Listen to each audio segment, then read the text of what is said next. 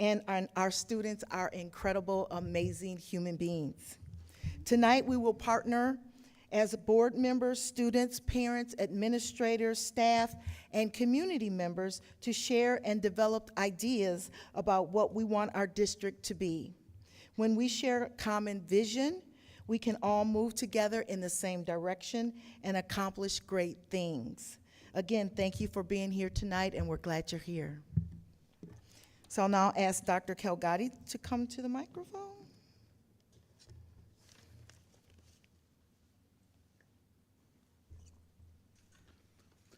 Good evening, everyone. Echoing the comments of our board president, I really want to thank everybody for coming out this evening. This is really an important stage in any kind of strategy development. We've got to know where we're going. And what's more exciting than to have our students really take the leadership here and to think about all the ways in which we want to realize where we want to go. And all I ask is that we dream big and we lean into those truths and those authentic feelings and ideas that we have, and we are here to listen and to engage. So thank you.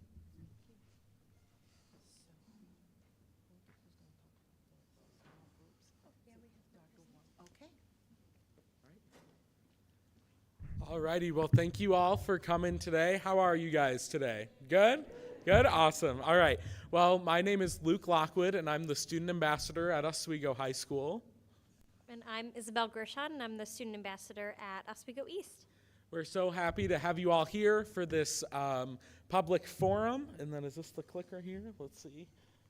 There we go. All right. So first off, we're just going to collaborate within our tables. We're going to be having a lot of collaboration time through this event. So first off, we want to start, before you guys collaborate, discuss, get to know each other. We'll give you guys a couple minutes to introduce yourselves, maybe what you do if you're an administrator in the district or a board member, kind of what you do there. And so, yeah, we'll turn it over to you guys for just a couple of minutes, just for you guys to have some introduction time to get to know each other. And we'll come back here in a minute. Yeah, if you want to, like, just like 5 minutes or so.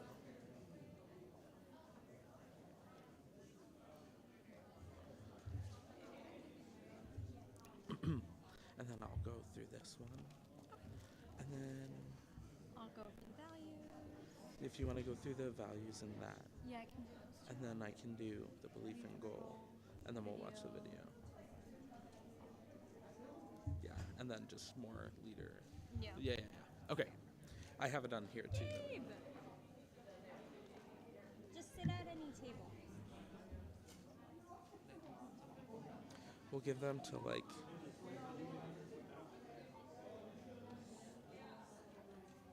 We'll give them to like 7:15-ish. 4 more minutes. Okay.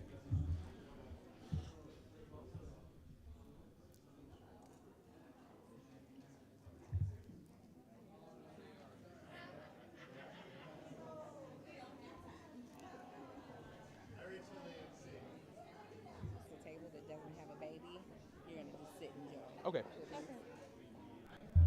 So let's see. That one. A lot. I think we should send someone over. So I could go to that table and Okay. you can I can float. I would do Faith and Mr. Strong because he's a board member. Okay. Yeah.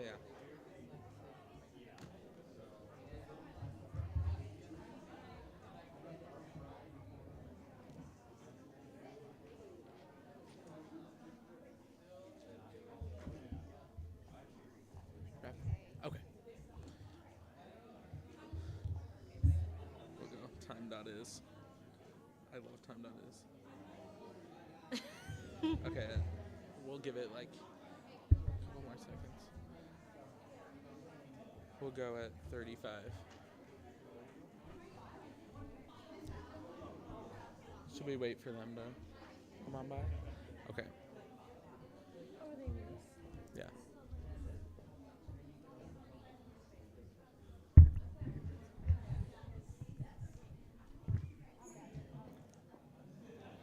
So then you'll go to that table. Oh, and Luke got, Gabe. Perfect. Very good.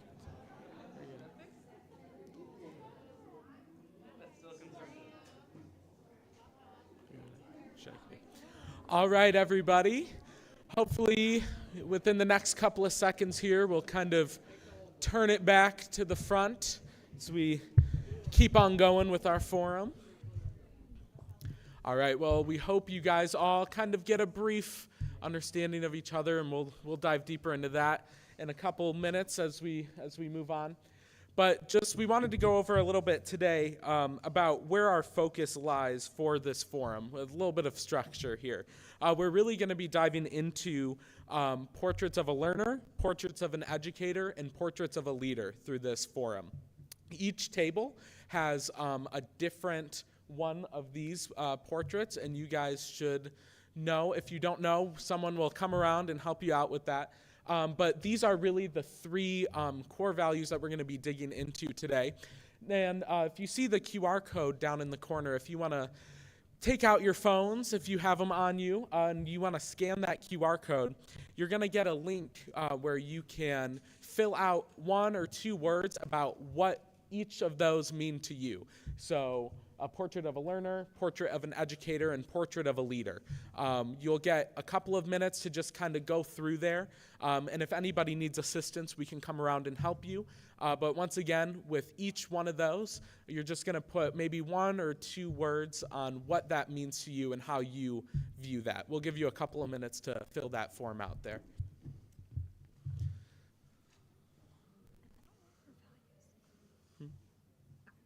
So I'll do values.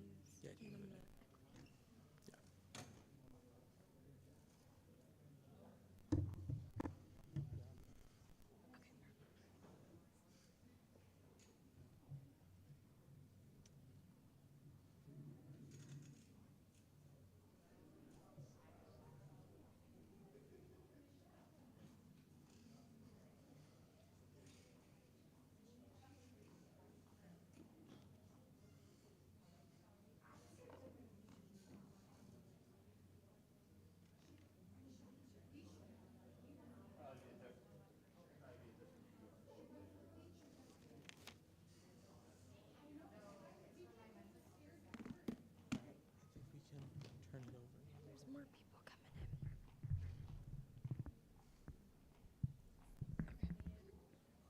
All right, so now that you've gotten that set up, we gotta click that. Where's the clicker? Okay. We just want to go over the SD308 values. So the values that we have decided upon are humanization, integrity, dignity, courtesy, collaboration, and empathy. And that is what we're trying to center all decision making on to focus the entire SD308 community. And the value that this forum is really going to be focused on is equity. So we're trying to focus on including everyone, especially our student voices, and making it an equitable environment for all. So that is the lens we kind of want to look at our work tonight with. So a little bit about the belief and the goal for today. We believe that the student is at the center of our work.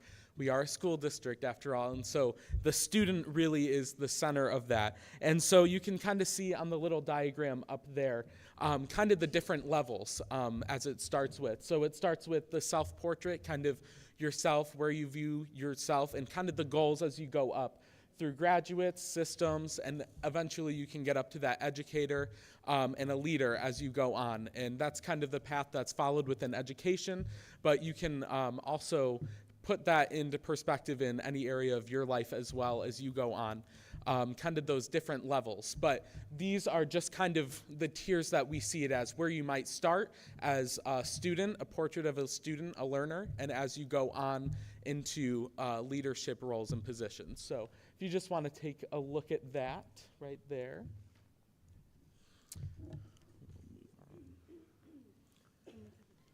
All right, so now we'll turn it over there.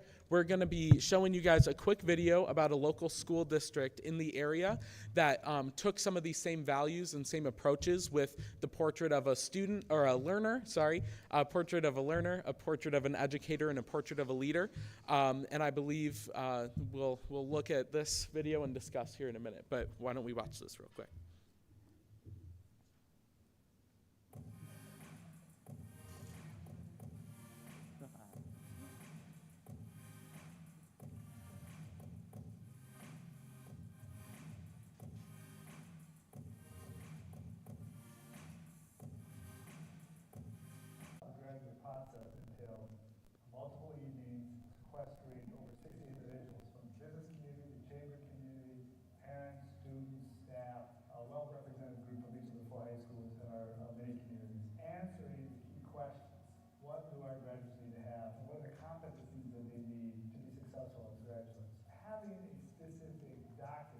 that it's visionary in nature and identifies specifically the skills, the attributes, the competencies we want students to have. That's powerful. We know that the future is uncertain. The job market is constantly changing. The rate of information is exponentially increasing. There's a lot of uncertainty. So students having an array of skills, being able to implement and exhibit these competencies will better prepare them for success in the future. I think communication is the most important competency to me. Being able to read, write, and listen really effectively is really important. It really plays into being able to achieve all the other competencies. Collaboration is essential for us to live harmoniously amongst each other. It's essential to be able to work productively and effectively with one another, so we need these collaborative skills as teenagers. Collaboration means understanding others and being able to work together despite your differences to achieve a common goal. The critical thinking skills are super important because they're going to be encountering problems along the way that we know are going to be out there. And also there's other problems that we don't know are going to be out there. Only people will tell us what that will be like. And so being able to kind of critically think and work through problems is such an important thing more now than ever. I think students are most impressive, and especially our students are most impressive when we give them the opportunity to create.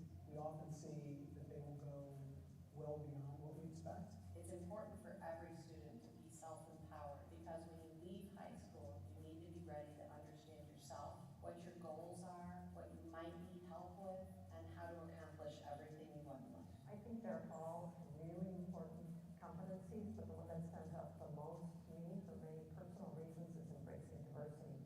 People learn a lot more about each other in terms of the world and how it works and how important it is to communicate equally with people of different backgrounds.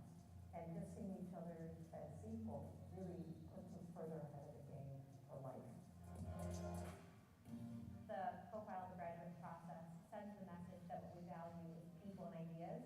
It was really impressive to see how 60 people from all these different communities were able to come together, collaborate, and come to a consensus on what's important for all of our kids. My vision for Glenbard graduates is that they feel confident in their next steps, whether that be more education or entering the workforce or whatever they choose, and that they make positive contributions to their communities. Wow, I'm so excited to work with the Progressive Board, such a talented staff and supportive community as we launch this transformational movement. Our Glenbard profile of a graduate gives us a vision for what each of our students needs to be successful in life. It is our roadmap, and it will prepare our graduates for infinite possibilities.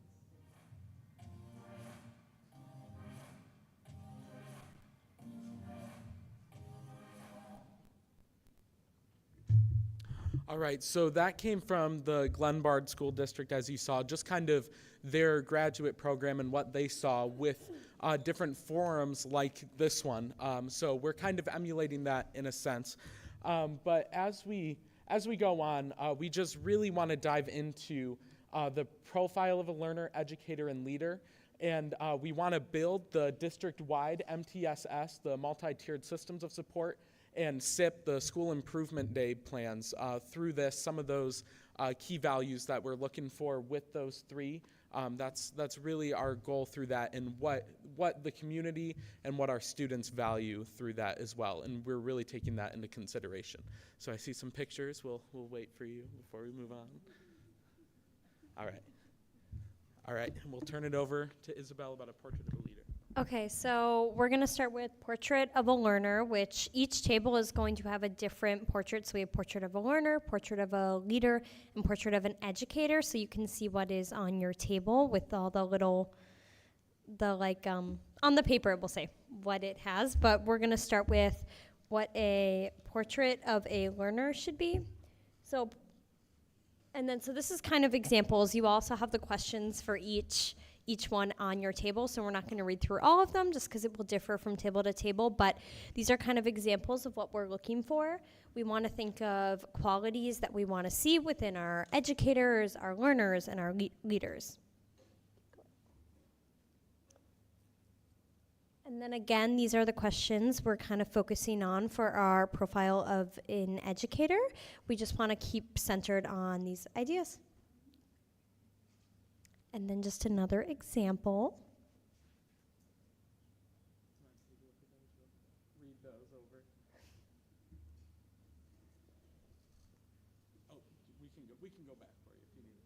If you ever want us to go back, we can go back and take a look at those examples. And lastly, our portrait of a leader, which can really encompass our entire community. And even as you're looking at these, one thing, even when I saw them earlier today, thinking of it, a learner can be anyone in a district, an educator can be anyone in the district, and a leader can be anyone in the district. So you don't have to focus on what would I want a teacher to do, what would I want a student to do. I think it's good to have that in your mind, but also think bigger scale, what can we enable our students, our teachers, our community to do. And then just one more example.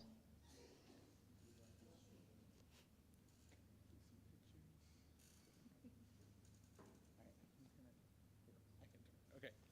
All right, so now at this time, we're going to turn it to you guys within your little groups here.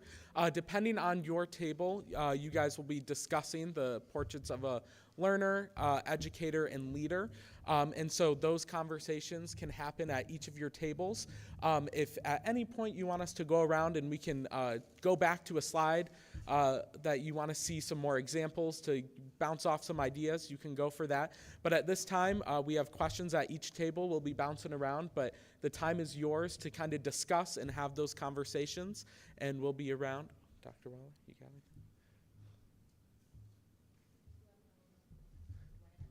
Oh, yes. And each of you have, the sheet that Dr. Waller's holding up there.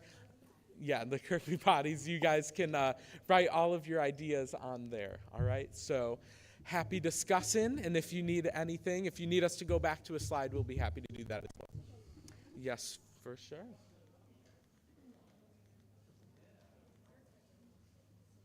you go.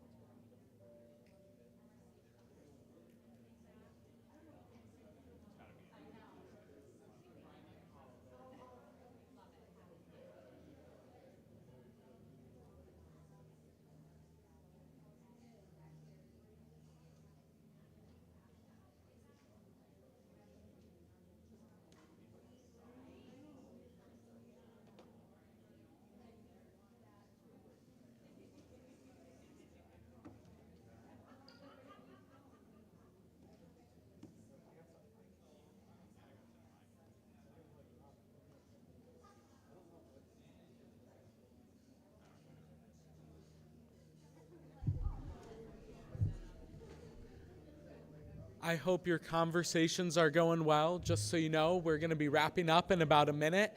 And then, oh, yeah. No, oh, what do you, what, clap 3 times if you hear me.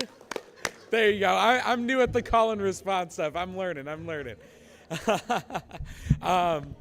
But we're going to be wrapping up our conversations here in the small groups in just about a minute. So finish up anything there. And then we'll go in and kind of share as a full group kind of what we talked about at our table. So if you want to pick a representative from your table or maybe a few people to kind of share that out, you can do that now as well. But finish up any last conversations and thoughts, and we'll get into that here in a minute.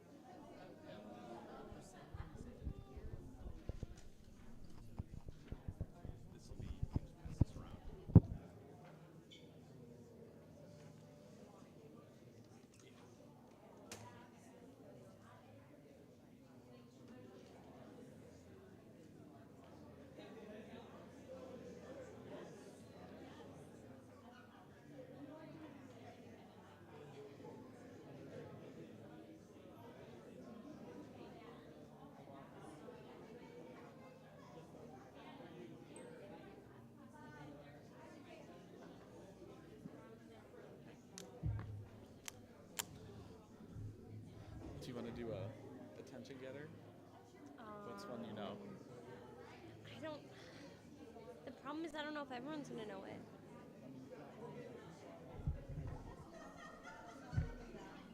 So you're gonna do people are gonna call out at their tables?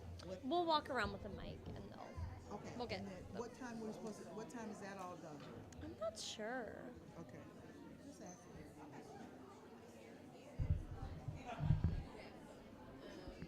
I know them, but I don't. Hocus pocus, everybody focus. But I don't know if they're gonna. They will. You have enough people that know. Or what you say, when I say hocus, what is it? When I say hocus pocus. You say everybody focus now. When I say hocus pocus, or should just say hocus pocus. All right, you need to yell everybody focus when I say hocus pocus. Five of us to know. Okay. Are you ready? You're gonna yell at those so I don't look dumb. Focus, I got you. Focus, everybody focus. I got you. Hocus pocus. Everybody focus. Oh, yeah. You got it. Do it again. Come on out.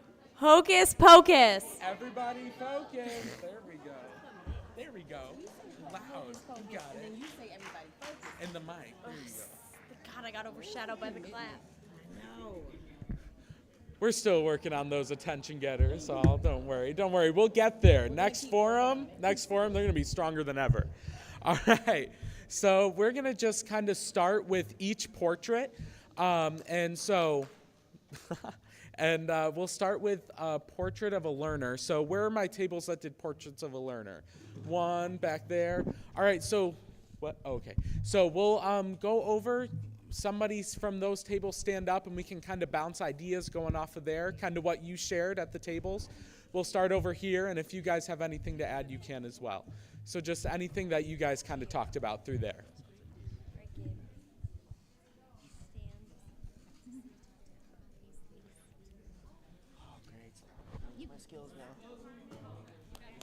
All right, guys. My name is Gabriel Lopez. I'm a senior at Oswego East, and our portrait. My name is Gabriel Lopez. I'm a senior at Oswego East, and we did portrait of a learner. So one of the things we discussed, or let me just list it out what we said. So we said it's portrait of a learner. They need to have a strong work ethic, listening skills, be able to collaborate well, and then use technology appropriately, and limit social media, and then continuous learning, growth, and change. Basically, the overall of our discussion was just how do we, as learners, how do we just improve ourselves, and how do we also just understand, how do you collaborate with others, how do you agree to disagree, how do you do all these things in a learning environment without, causing, a fuss or anything like that. And it's just where does this stuff happen? Where does this learning happen? Where does this growth mindset happen? Is it, at what age does this happen at? And we just said that, I think the biggest thing that, we took out of this is that students need to learn how to listen, and they need to also have a good work ethic, because those two things, if you put them together, you're going to have a great student already. So that's overall what I feel like what we said. And yeah.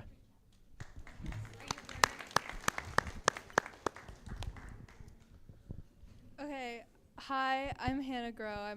I go to OE. We talked a lot of the same things that they talked about in their group with like important skills, and like we also talked about a lot like career-wise and like what is important for like after high school and things that like we should be taking account of in an education. We also talked about how to like keep students motivated and passionate like in courses, and how different ways we can improve like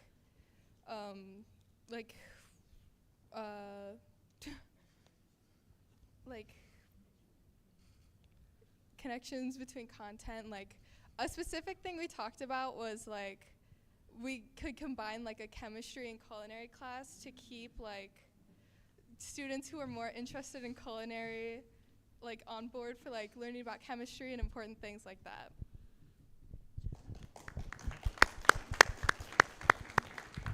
All right, is there anything else from the portrait? Yeah, Dr. Paul, for sure. Yes, awesome. We'll get the mic over to you.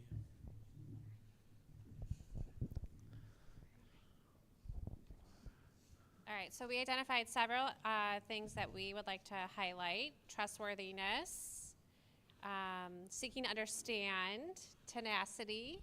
Anything you would add? We also said overcoming barriers, acceptance, conflict, managing conflict, self-management, advocacy, adaptability. Anything else? And empathy. And that is it. There you go. All right, so that's kind of the portrait of a learner. And once again, a learner can be anywhere from a student like that we have today, or I like to say lifelong learners, which is very true. You're always learning at every stage of your life, whether you're a leader, an educator, or in school now. So those are kind of some of the things that were talked about. Thank you guys from the portraits of a learner.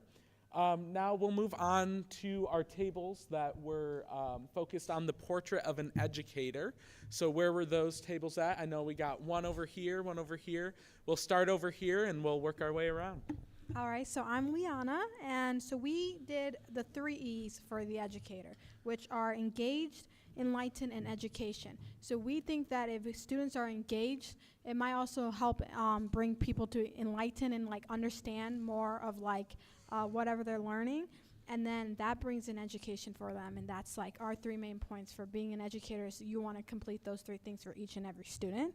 And then we also had classroom has to fit all narratives. So as a teacher, you got to work with them and adapt and reassess every time you have discussions with different students and see how your education and your teaching fits their narrative.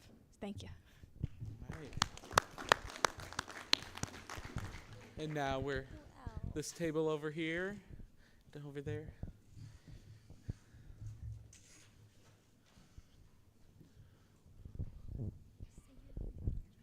Okay. Hello, I'm Madeline Haynes, and I'm an 8th grader at Plank Junior High.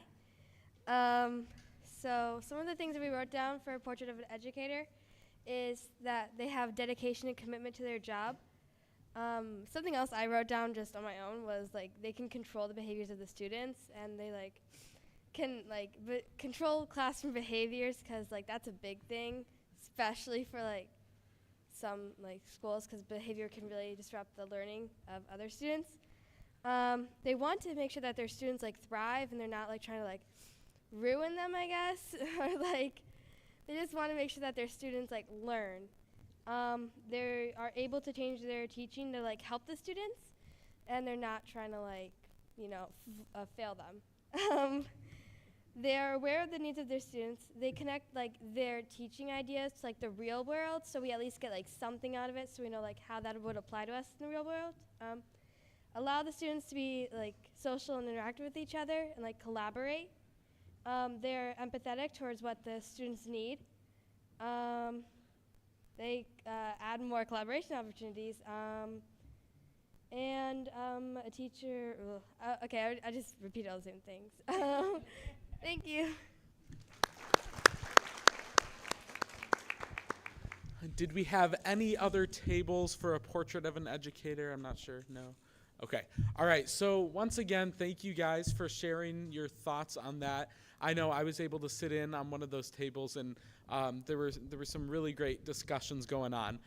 Just like being a learner with an educator, you can always be educating and teaching others, no matter what stage as well. So I remember in our table we had kind of talked about how all three have different individual aspects, but how they all three do come together at some point. So kind of making those connections as well. You might see some overlap in there, and that's kind of the point there, how all three of those, no matter where you're at, come into play, can come into play in your life and others. So thank you guys for the portraits of an educator. And now we'll go on to our final focus, which is portrait of a leader. So where are my tables at for that one? We'll start down here, kind of work our way back. What were your thoughts? I'm Grace Gordon. I'm a sophomore at Oswego East High School, and our table just discussed like a leader really should be constantly growing, seeing as how the times are changing, so the people who are leading us need to change with them. And we also said that a leader should be approachable. They should be willing to hear other people and make people feel heard, even if they're not going to follow what they're saying exactly. And along with that, just being open-minded and being able to respond to criticisms and things like that. And we also think a leader should be able to hold themselves accountable and kind of like a practice what you preach. So if you have values that you're trying to implement into the community you lead, you should have those values for yourself as well.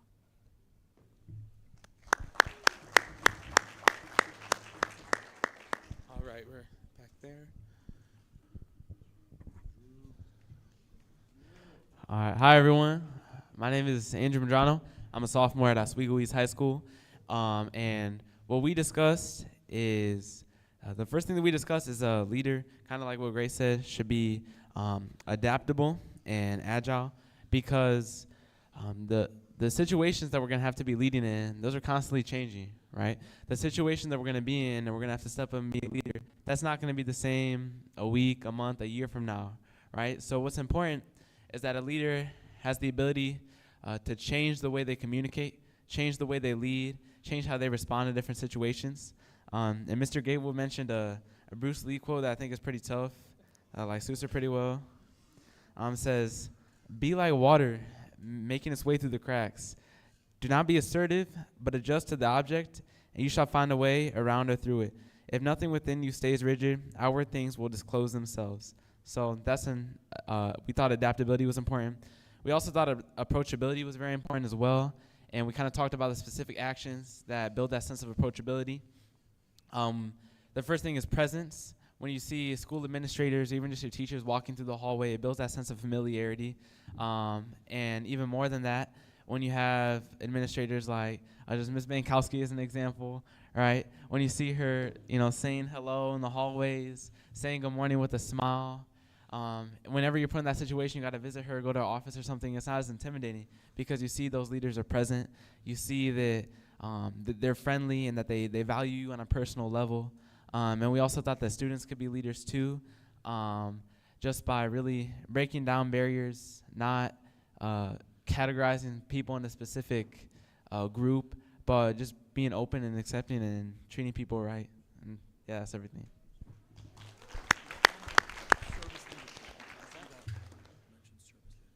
Oh yeah, one more thing I'd like to add. I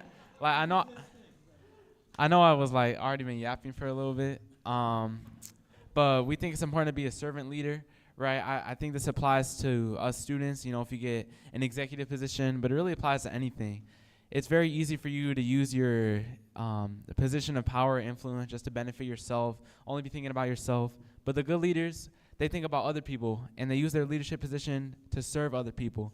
They use this new position, new influence that they have to help people even more than they could before. And yeah. Well, thank you guys for those. Just like all, oh, we had one more. Awesome. You out? We already spoke. Okay. Well, just like all three of those, whether you are in a leadership position, whether you're an educator, whether you're a learner, all three of those you can be. And whether you are, whatever position you're in, you can be a leader and lead a team, lead whatever, lead a group.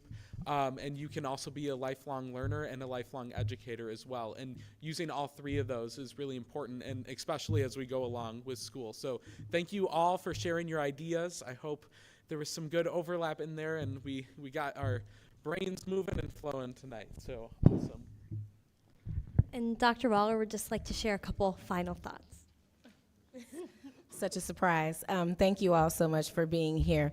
I want to make sure that I thank the individuals in this space.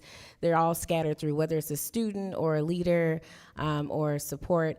Just a lot of great thoughts and intention into tonight. And I really also want to thank Dr. Paul and Ms. Candelario. They came together and created the presentation and put together the different questions for all of you. If you don't mind, we would really like to collect those curvy bodies from you. Yes, we would. We would like to get your thoughts and ideas. And so as you all are doing that, I would like to actually call Dr. Paul up here, because she's going to just share a couple of different things so we can add context to the reason as to why we're doing this work, and then they'll share the mentee. All right. Thank you, everyone, for coming this evening. It's so helpful to hear your perspectives as students, parents, and leaders as we continue to build out what our profile of a leader, an educator, and a student is. This is helping inform our work within our district to continue to look for individuals who can cultivate these skills in our students.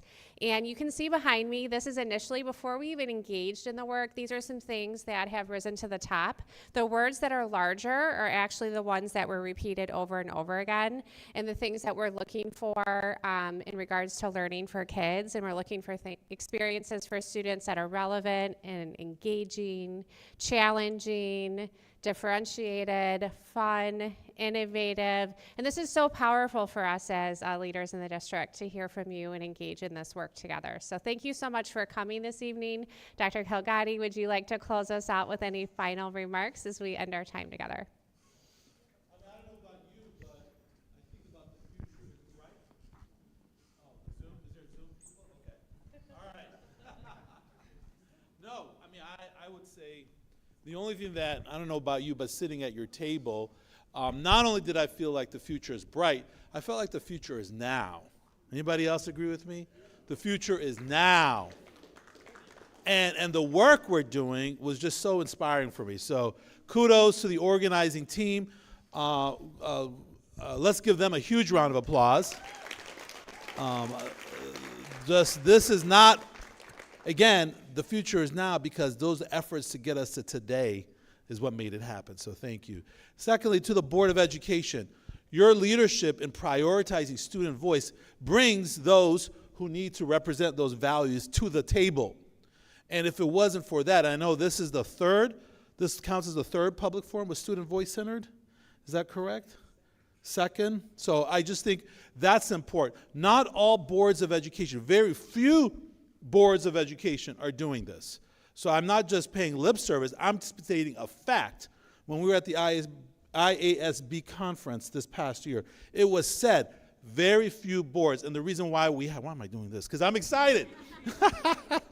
So I'm excited, and I really appreciate everybody coming out this evening. We've got work to do, and this is how it starts, with a clear vision together. Madam President. Okay, so we got a couple more things we need to do. So public comment. So on behalf of the Board of Education, I would like to thank you all for coming out and attending tonight's meeting. We value the feedback we receive from our members of the public and encourage everyone to take an active interest in their school board, in their school systems. Residents interested in speaking to the Board of Education tonight are asked to have completed a comment card and presented it to the secretary to the board. When the secretary calls your name, I ask that you step to the microphone, state your name for the public record, and provide your feedback. Please note that comments are limited to 3 minutes per person and no responses to your questions are permitted. Comments should address the Board of Education as a whole and not be directed to an individual board member, audience, or staff member. The Board of Education will not address concerns against individual employees. Rather, a complaint card against an employee must be in writing and signed by the person who makes it, and the Board of Education will refer any such complaint for appropriate review. Follow-up to your questions or concerns will be addressed by administration through the contact information provided on the comment card. Thank you. I think we have one comment. Katie Hayden.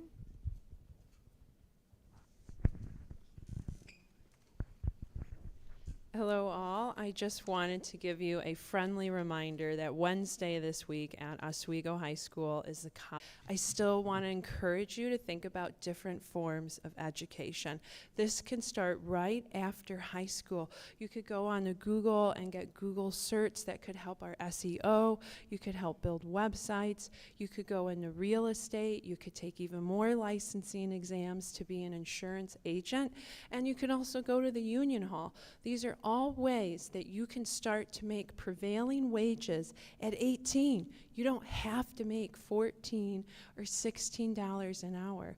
If you go this path right after high school, you could start making $20, $25 an hour plus at 18. Do something with a cert or a license, and you could go to school at the same time and not encumber that amount of debt that can follow you for decades. So this Wednesday, I encourage you to come and learn about the trowel trades. You could tuck point some thin brick, caulk some joints, learn about safety and PPE, and I'll even teach you about LinkedIn, because if you're not on LinkedIn your senior year, I'm telling you, you need to be. It's going to connect you with top industry leaders, people who are out there looking for athletes, people who are out there looking for musicians or artists.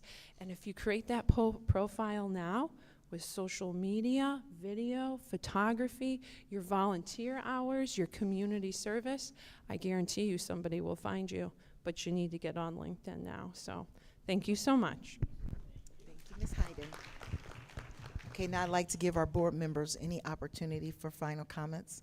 Would any of our board members like to say anything? Okay. No?